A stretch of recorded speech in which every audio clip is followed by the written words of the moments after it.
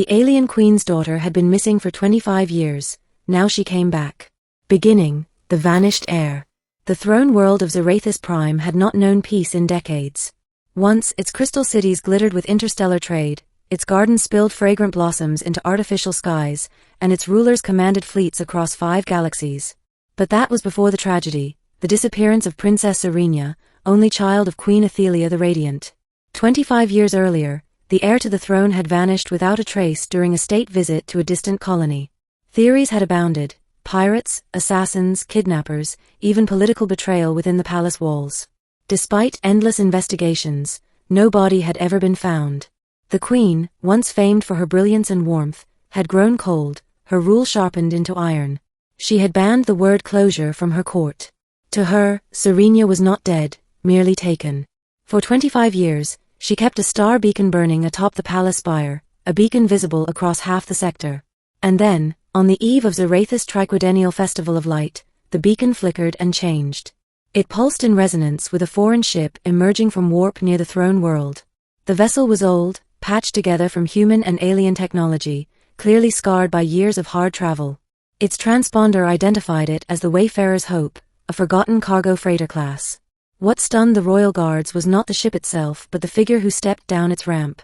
A woman tall and slender, draped in a cloak stitched from scavenger worlds. Her hair shimmered like molten silver, eyes a startling violet, the unmistakable marks of Zarathian royal blood. The palace guard captain dropped to his knees. By the stars, it is her. The princess has returned. Middle, a stranger among her own. News of Serenia's return ignited the empire. Crowds filled the capital avenues, chanting her name. Old veterans wept openly, while children who had only known her face from faded holoscreens cheered as if greeting a myth made flesh. But inside the palace, celebrations were tempered with caution. Queen Athelia, regal yet gaunt from years of grief, received her daughter in the Hall of Mirrors. The vast chamber reflected Serenia's every movement, forcing her to face countless versions of herself. "Mother," Serenia whispered, bowing her head. The queen's voice trembled between joy and suspicion. "Are you truly my child, or a trick sent by my enemies?" Serenia removed her cloak, revealing a scar running from her collarbone down her arm, a wound no impostor could invent, for Athelia herself had witnessed the injury the night of her abduction. Still, doubts remained. Royal scientists scanned her DNA, cross-checking every strand. It matched perfectly. Yet something unsettled the court. Serenia did not act like the princess they remembered. She was harder. Her laughter had an edge, her words bore strange inflections from human dialects, and she seemed more comfortable in the company of the palace's human advisors than with her own kin. At a private banquet, nobles whispered, "She has been gone too long. She looks like our princess, but is she truly one of us? What if she was remade, trained as a weapon against us?" Serenia, overhearing fragments, clenched her fists beneath the table. She had endured slavery, exile, and endless wandering among the stars. And yet here, in the home she longed for, she was treated like an intruder. Later that night, she confided in the only person who approached her without suspicion, Captain Elias Ward, a human officer serving in the palace guard. "You feel more alien here than you ever did out there, don't you?" Elias asked quietly. Serenia's eyes glistened. "I dreamed of this place every night. I survived on the hope of returning. But the palace, it feels like a cage." Elias studied her carefully. "Then maybe you didn't just come back to reclaim a throne. Maybe you came back to change it." The shadows of the past. As Serenia struggled to reintegrate, hidden truths surfaced. A clandestine faction called the Obsidian Order had grown within the empire during her absence. They had profited from the queen's hardened rule, exploiting border wars and trade blockades. To them, Serenia's return threatened their grip on power. One night, Serenia received an encoded message, delivered by a trembling servant.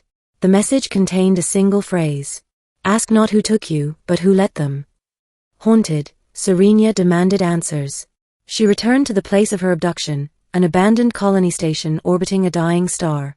With Elias and a small team, she explored its decayed halls. In a sealed chamber, she discovered fragments of data logs revealing that her capture had not been random.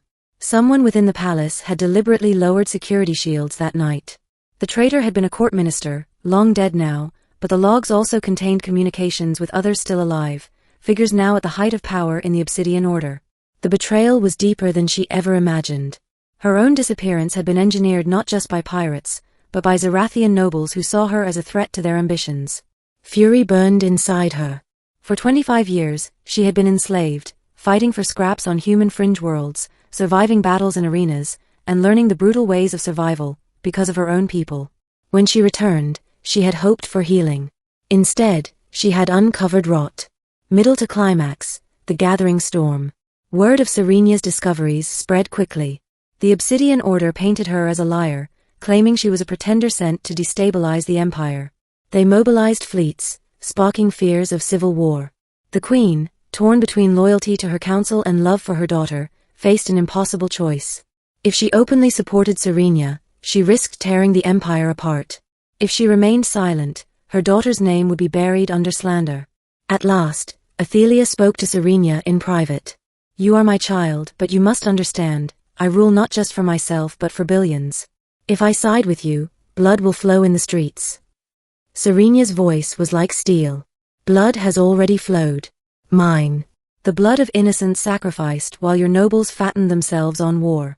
If you cannot stand with me, then I will fight without you." She donned the cloak she had worn upon her return, the cloak of a survivor, not a princess, and began rallying support among those who had been silenced, the workers, the soldiers, the colonies bled dry by the Order's greed. Her charisma, forged in fire and hardship, drew them in. Humans who had once sheltered her spread word across the trade routes. Zarathian commoners whispered her name with reverence. She was no longer just a princess, she was becoming a revolutionary. Climax, the fire over Zarathis. The confrontation came during the Festival of Light. As fireworks lit the skies, the Obsidian Order launched a coup. Warships blockaded the capital, and assassins infiltrated the palace. But Serenia had prepared.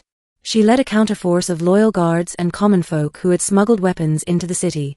Elias fought at her side, blaster in hand. The palace halls erupted in chaos, royal banners burning, crystal walls shattering under gunfire. In the throne room itself, Serenia faced the Order's leader, Lord Vanar, a former admiral who had once sworn loyalty to her mother. "You should have stayed gone," Vanar sneered, drawing his blade. "You should never have betrayed my people," Serenia answered, igniting her plasma staff. Their duel crackled with fury. Serenia fought not with the elegance of a court-trained princess, but with the raw, brutal style she had learned in the pits of alien arenas. Vanar underestimated her. Within minutes, his weapon clattered to the floor, and Serenia stood over him victorious. She looked to the watching soldiers, some loyal to the Order, others uncertain. "I am Serenia, daughter of Athelia. I was taken by lies, but I have returned with truth. No longer will nobles feast while our people starve. The era of shadows ends tonight." Her words struck deeper than her blade ever could. Soldiers dropped their arms. Citizens in the streets rose up. The coup collapsed, ending a new dawn. In the aftermath, the palace lay scarred, but the people celebrated. For the first time in decades, they saw not just a ruler but a leader who had shared their pain. Queen Athelia, weakened by years of grief and the strain of the coup, stepped down. In a tearful ceremony, she placed the diadem of Zarathis upon her daughter's brow. "May you rule with the strength I lacked," she whispered. Serenia did not restore the old order. Instead, she reformed it. She dismantled the Obsidian Council, redistributed power to elected assemblies, and forged alliances with humans and other species who had sheltered her in exile. Captain Elias became her trusted advisor, and some whispered, her closest companion. The beacon atop the palace spire, which had burned for 25 years in mourning, was extinguished at last. In its place rose a new flame, brighter than before, symbolizing not loss, but renewal. And so the galaxy remembered. The alien queen's daughter, missing for 25 years, had returned. Not as a victim, not as a pawn, but as the leader who would reshape an empire.